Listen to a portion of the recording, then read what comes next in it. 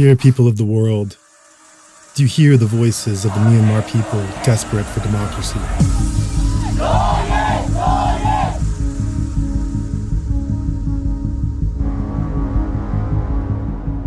February 1st, 2021, the day of the violent coup d'etat by the country's military, is Myanmar's darkest day.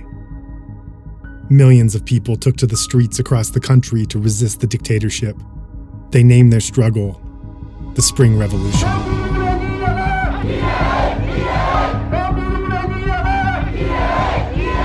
Despite efforts by the junta to portray the coup as a necessary action, the military's barbarism came to light in the weeks after the coup.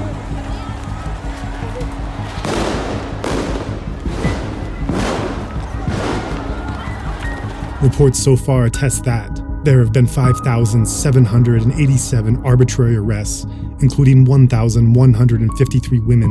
More than 1,000 people have been killed, including 61 children, and 70 women have been killed.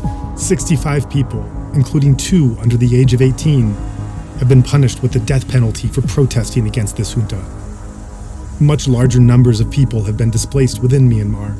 Tens of thousands have had to flee their native land because of bombing raids by the Myanmar Air Force.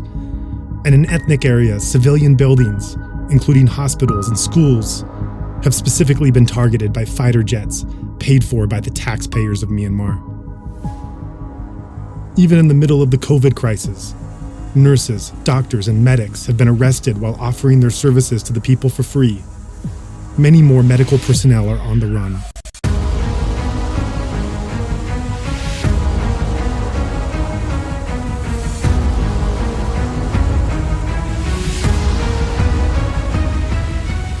The National Unity Government of Myanmar, the NUG, was formed on the 16th of April 2021 to provide the revolution with competent political leadership. It includes elected MPs from the 2020 elections, as well as ethnic leaders and many female and youth ministers.